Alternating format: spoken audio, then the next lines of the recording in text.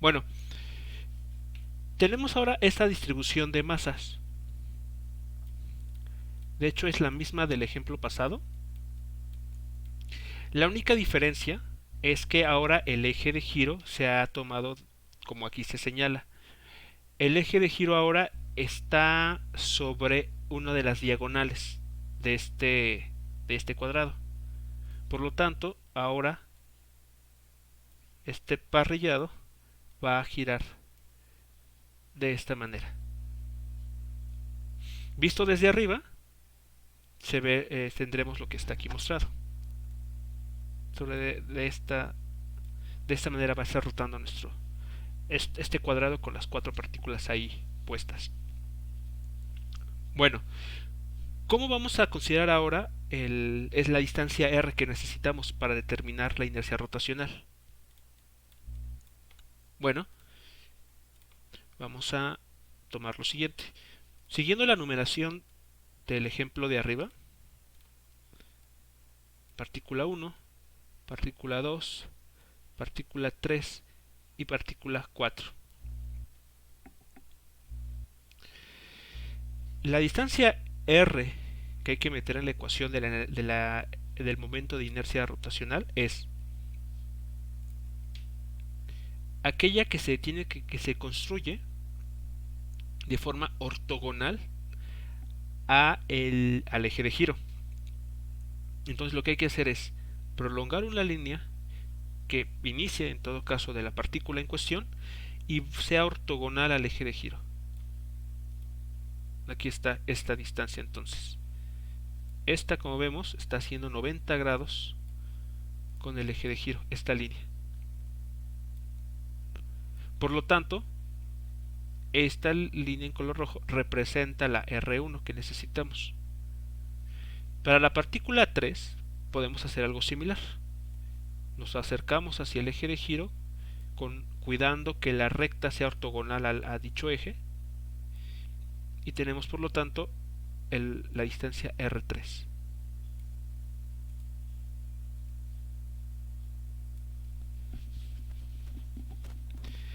¿Qué pasa con las partículas 2 y 4?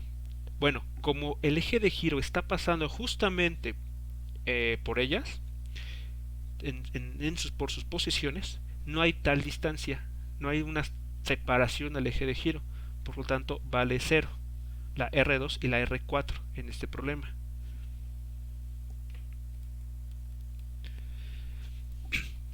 Ahora, la cuestión a responder, ¿Podría volver a repetir eso, perdón, profe? sí, como el eje de giro está a lo largo de una de las diagonales de este cuadrado que pasa por la partícula 2 y la partícula 4, la separación al eje de giro evidentemente es cero, porque estas dos partículas van a rotar sobre su propio eje. Sí, profe, ya lo ¿Vale? entendí. Gracias. Ok.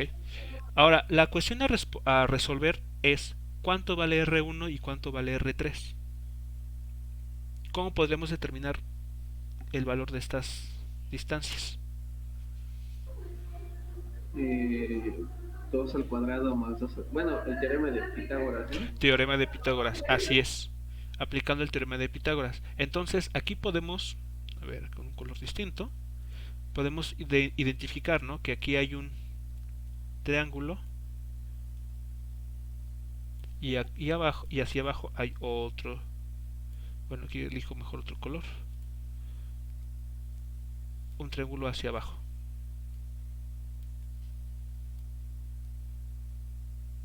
Entonces, en efecto, utilizando el teorema de Pitágoras, es posible obtener el valor de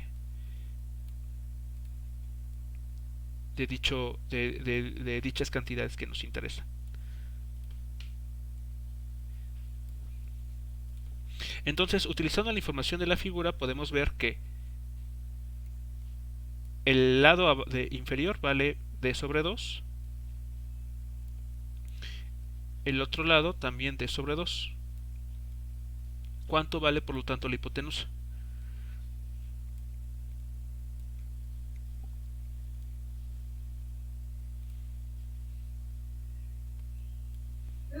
La raíz cuadrada de Ajá. d sobre 2 al cuadrado más d sobre 2 al cuadrado. Ok, ¿y eso cuánto es? O sea, una vez que lo simplifican. A ver. Espere. Sí. Pero bueno, entonces esa es la idea al final de cuentas, ¿no? Una vez que encontremos el valor de esa hipotenusa, sabremos cuánto vale R1 y R3.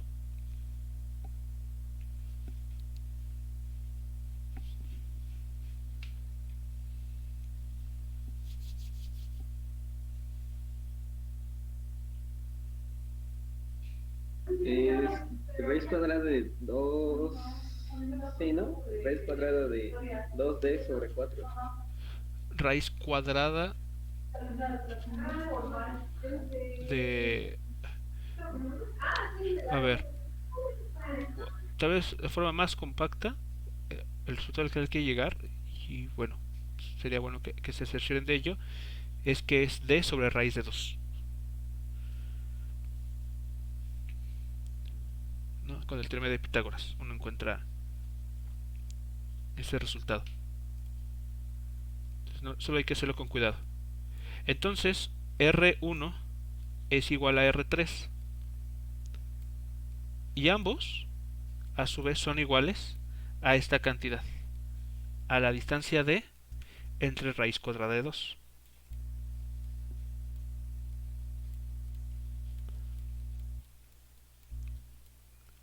Bueno, entonces eso fue la parte geométrica. Regresando a nuestro problema en sí, la inercia, la inercia rotacional alrededor, alrededor del eje indicado en la figura es, por tanto,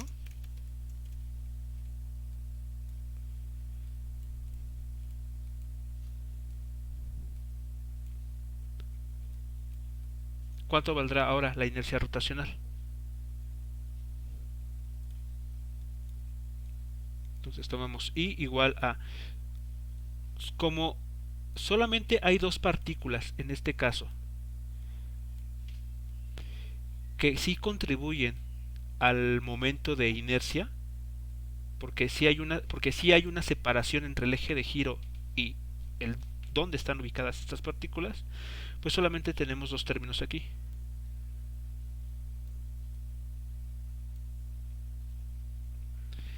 Y además, por otro lado, la masa es la misma en cada partícula, por lo tanto, pues podemos aquí factorizarla.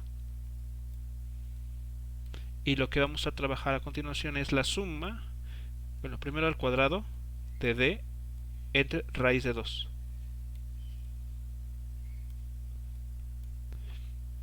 Esto elevado al cuadrado más otra vez esta distancia. ¿Cuánto da el valor de la inercia rotacional para este caso?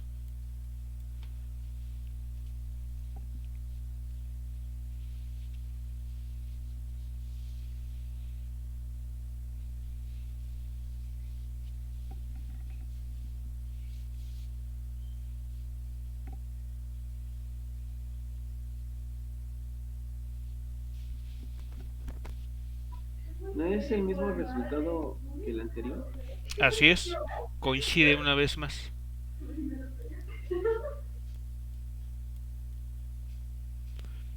Entonces, conclusión de estos dos resultados es que, dado que estamos considerando un sistema que tiene mucha simetría, porque es a lo largo de un cuadrado, vemos que en ambos casos la inercia rotacional es la misma, además del hecho de que las partículas todas tienen el mismo valor de masa. Lo que entonces el punto a resaltar aquí es que va a depender mucho la geometría del problema. Algo muy diferente hubiese sido si en lugar de trabajar un cuadrado hubiésemos considerado, por ejemplo, un rectángulo o un pentágono o un hexágono o alguna otra figura. Entonces la distribución, la geometría de cómo estén ubicadas las masas afecta. También el valor de cada masa. Entonces, en este ejemplo que está hoy aquí, en estos dos incisos que llevamos, lo importante a rescatar es que eh, bajo las condiciones que estamos trabajando, la inercia rotacional es la misma, ya sea que el sistema se ponga a rotar alrededor del eje X o alrededor de un eje que pase por una de sus diagonales. Bueno, para finalizar este ejemplo, vamos a considerar este último caso. Una vez más tenemos la misma distribución de masas, las mismas 4 partículas, pero ahora ellas están queriéndose poner a rotar alrededor del eje Z, como vemos aquí en la imagen.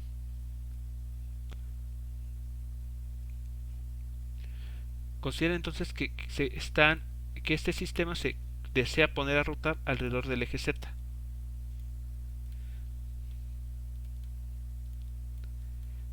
Entonces todas ellas van a ponerse a rotar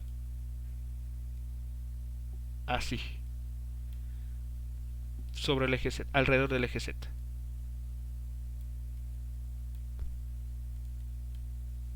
Entonces la vista desde arriba sería la forma que tenemos en la figura de la derecha.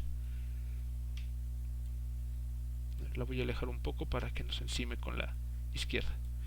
Muy bien. Ahora, una vez más, el secreto está en construir correctamente la distancia que separa a cada partícula al eje de giro siguiendo una línea recta perpendicular. En la imagen de la izquierda creo que va a ser más fácil poder visualizarla. Entonces nos paramos en esta partícula y construimos una línea que sea ortogonal al eje de giro,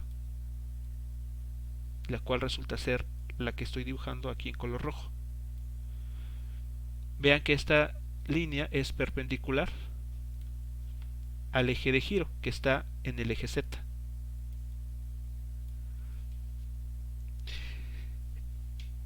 Entonces esta distancia va a ser la R que necesitamos en nuestra ecuación.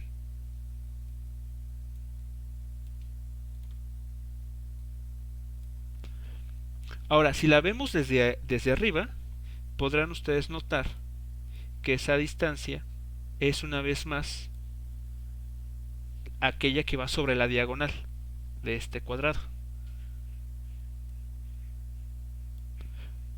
Por lo tanto, pues básicamente ya tenemos cuánto vale esa cantidad, ya no tenemos que volverla a calcular. La podemos tomar prestada del inciso pasado.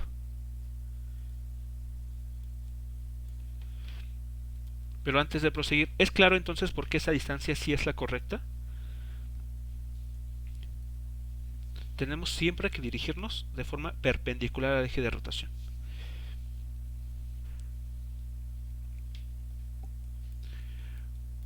Entonces sabemos que esta R1 hasta R4, no importa cualquiera de ellas, tiene como valor D sobre raíz cuadrada de 2.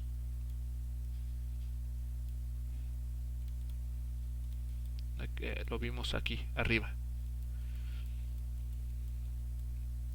Entonces, siguiendo con nuestro análisis, vamos a tener lo siguiente. Finalmente,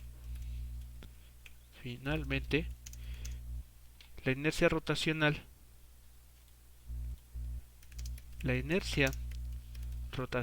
I alrededor del eje Z es, bueno, como ya vimos, esta cantidad se va a calcular sumando la partícula 1 por la distancia que la separa al eje de giro hasta la partícula 4.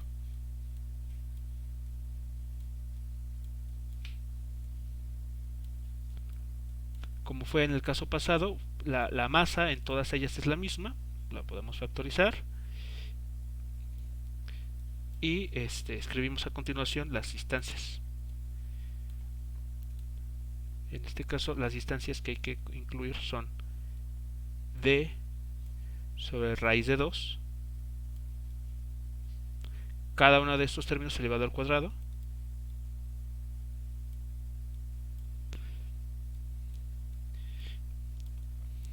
Y entonces ahora hay que incluir la información de las 4 partículas.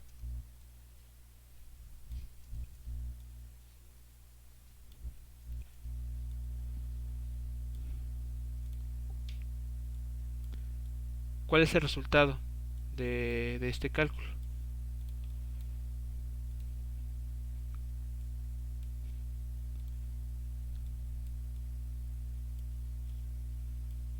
¿No es igual lo mismo? No creo, porque ahora sí tenemos información de las 4 partículas.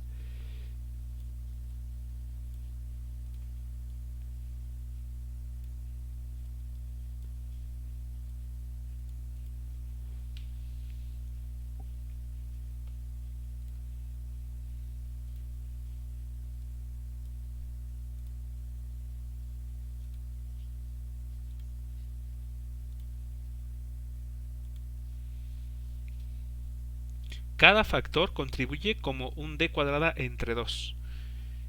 Y pues hay que sumar 4 veces ese término.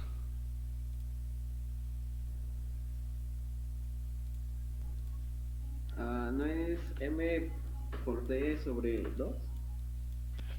Ajá. Pero es 4 veces. Sobre 4.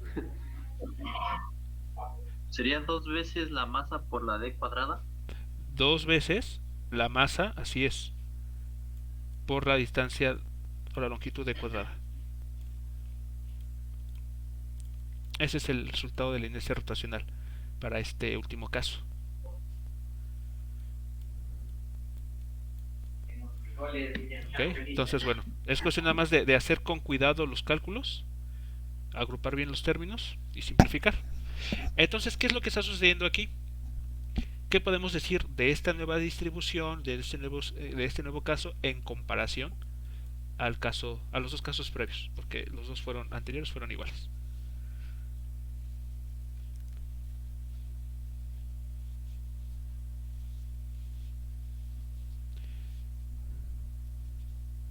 ¿Cómo es esta inercia rotacional en comparación a las otras dos? O a cualquiera de los otros dos casos.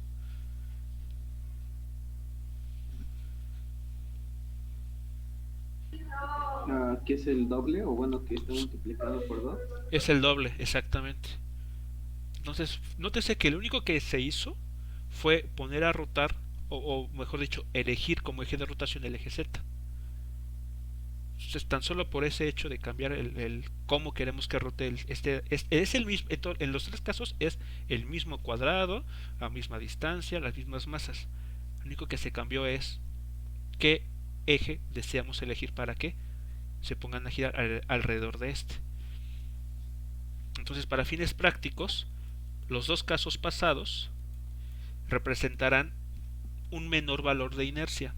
Es decir, que nos sería más fácil poner a rotar al sistema alrededor de el eje X o alrededor de la diagonal que ponerlo a rotar alrededor del eje Z.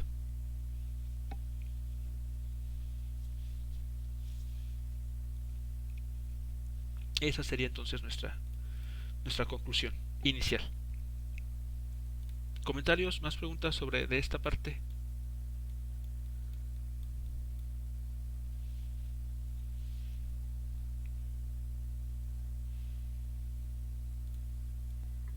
No, profe. ¿No? Entonces, bueno, todo está en cuestión de la geometría, ¿no? De construir cuidadosamente las figuras. Bueno, para rematar este ejercicio, vamos a incluir un poquito de valores numéricos. Y vamos a decir lo siguiente. Como, digamos, como una parte 2 de este ejemplo. Determine la energía cinética rotacional para cada una de las distribuciones aquí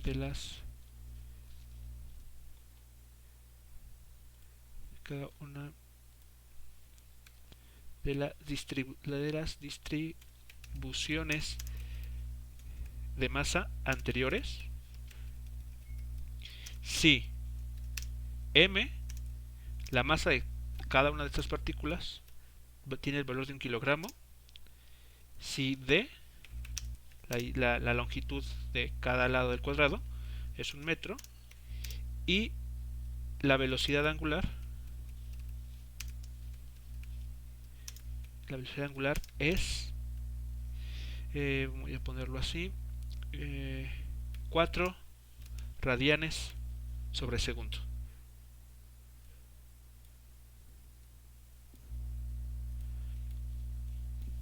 Entonces, veamos, echemos un vistazo hacia atrás.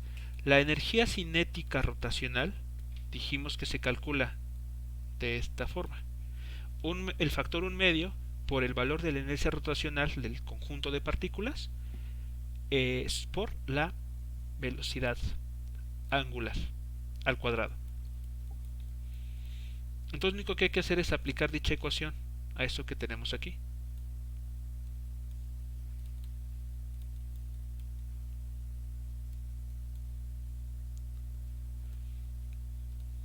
Veamos entonces, la energía cinética rotacional para el inciso A y el inciso B pues va a ser lo mismo, puesto que su inercia rotacional tiene el mismo valor. Entonces sería 1/2 de la inercia rotacional por la velocidad angular al cuadrado.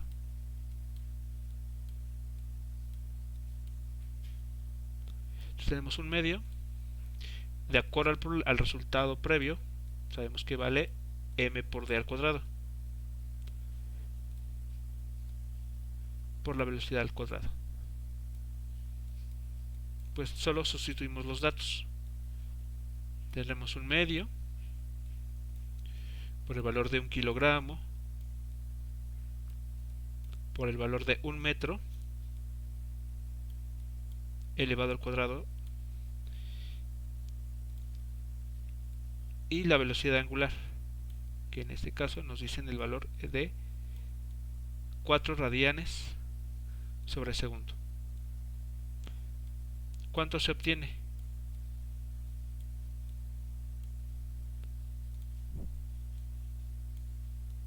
Bueno, aquí elevado al cuadrado.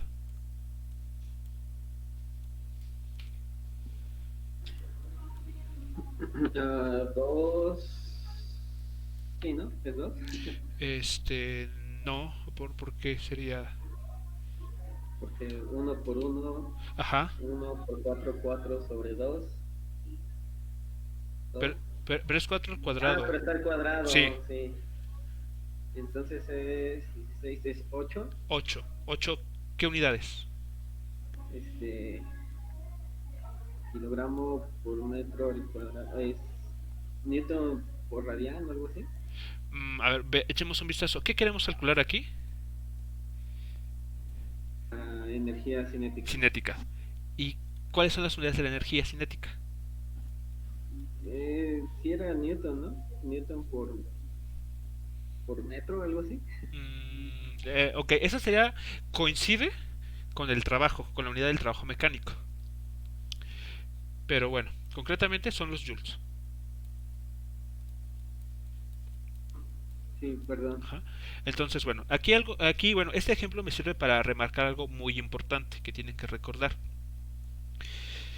Del análisis dimensional, recuerden ustedes que los ángulos son cantidades adimensionales. Los ángulos los pueden medir ustedes en grados sexagesimal o en radianes. Entonces, el radian es una unidad, se refiere a una cantidad adimensional. Por lo tanto, si este kilogramo corresponde a la dimensión masa, la longitud aquí de 1 metro corresponde a la longitud corresponde a la magnitud tiempo, longitud cuadrada. Y esta última cantidad corresponderá a tiempo a la -2. El radian no aparece porque es adimensional. Si ustedes consultan lo que ¿cómo se llama? Se vio en análisis dimensional, van a encontrar en las tablas que esta cantidad masa por longitud cuadrada por tiempo a la -2 corresponde a una magnitud llamada energía. Por eso es que podemos escribir joules sin ningún problema. Entonces, mucho cuidado, porque uno podría llegar a pensar y escribir aquí radianes. Pues puesto que están aquí escritos, uno estaría tal vez tentado a escribir, a dejarlos ahí expresados, lo cual es incorrecto. Los radianes son una unidad, una cantidad, perdón, adimensional. Y eso lo vimos desde el análisis dimensional. Bueno, continuamos nada más para terminar este caso. ¿Qué pasa? ¿Cuánto vale la energía cinética rotacional para el último caso?